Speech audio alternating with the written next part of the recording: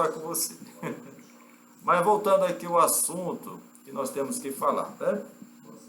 Olha, o livro do Talmud, né, eu não vou contar a história, mas se os judeus sabem, o mundo cristão é que não sabe. Ele foi a melhor coisa que aconteceu para o povo judeu, né? Pós-destruição do templo, né? Quem assistiu o meu vídeo anterior, eu entrei em muitos detalhes da forma escabrosa como Hashem, o Deus de Israel, o Deus dos judeus, o nosso Deus também, ele destruiu sua cidade santa, destruiu o seu templo maravilhoso, deixou o seu povo a sucumbir, né, àquela violência extrema, né, de se matarem. Eu comentei muito no vídeo anterior, assista por favor, né, que tem relevância com o que está acontecendo hoje no meio dos rabinos, né, que estão tendo um probleminha aí. Veja lá o vídeo anterior a essa data desse aqui. Pois bem, acontece que quando houve a destruição do templo, no momento que estava ocorrendo a destruição do templo,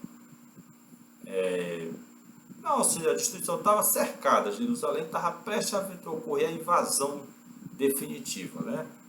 Havia lá um sacerdote, né, muito especial, cujo nome é Zacarias, Ben Zacai, e ele fez uma artimanha muito inteligente, suicida também, né, para sair de dentro de Jerusalém, porque os portões estavam fechados, e os zelotas que estavam lá assassinando, né, os judeus, e o ódio deles contra qualquer sacerdote era devastador.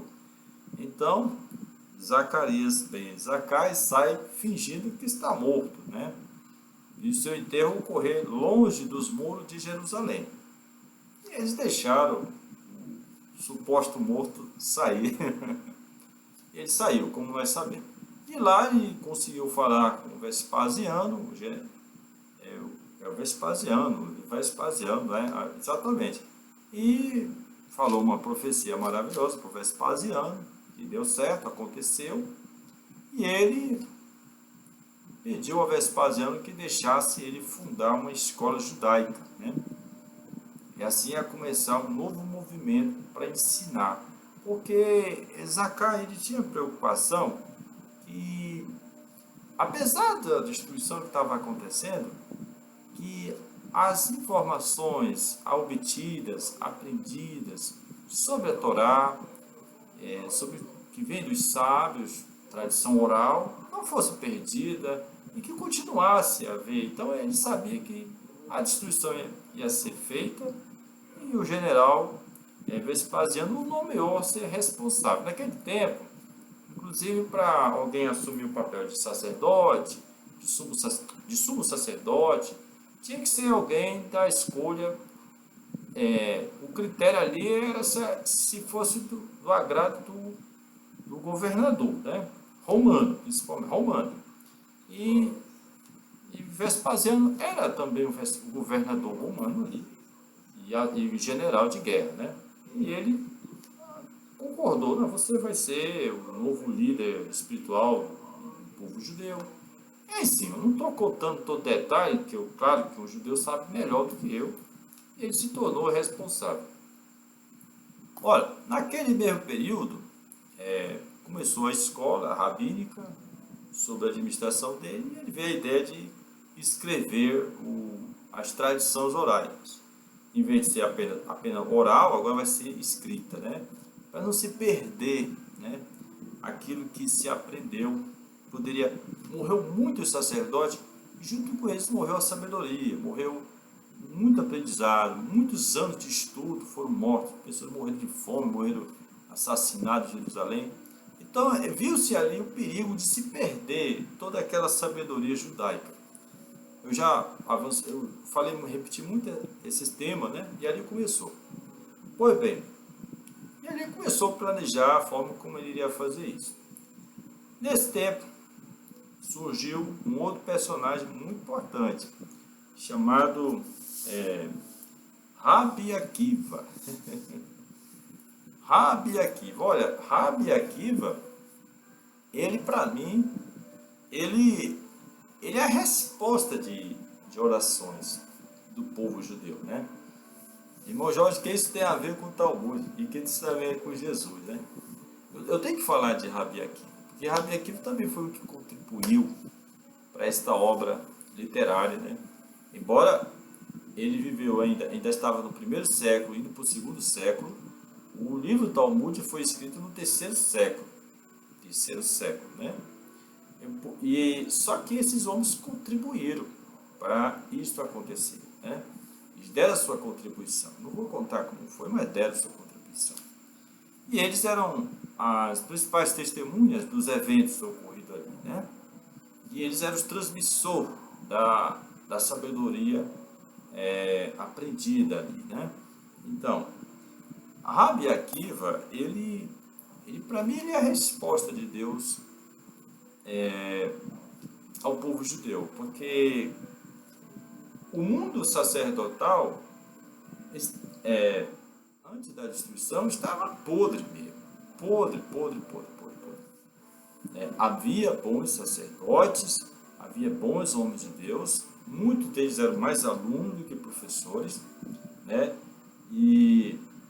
Mas a maioria estava podre. Isso eu comentei no vídeo anterior. Não estou ofendendo meus amados irmãos judeus, não estou lhes ofendendo.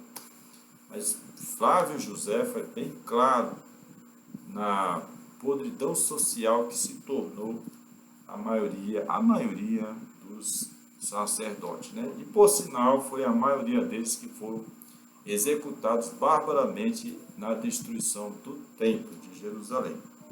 Aí que isso tem a ver com o Talmud e Jesus? Bom, o que isso tem a ver? O Talmud, ele acusa Yeshua de ser rebelde com os sábios, né? Com os sábios. E entre seus tratados, que comenta lá, eu acho que é o Sanedrim 107b, diz que Yeshua, ele chama Yeshua Nazareno, né?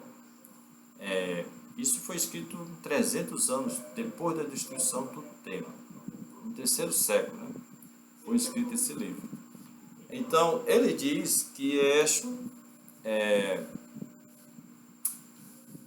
aí começa a falar sobre Yeshua, Jesus, né?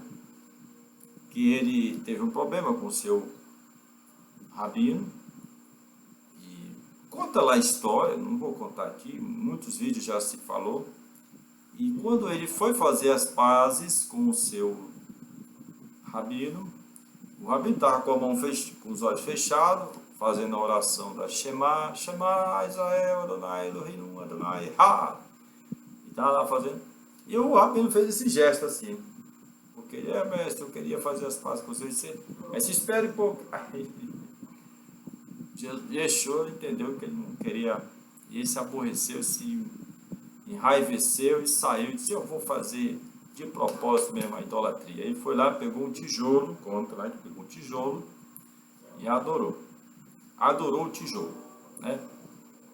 Aí o que tem a ver com Rabi Akiva? Porque quem escreveu essa história, né, baseou-se no comentário dos sábios anterior, até chegar no Yeshua.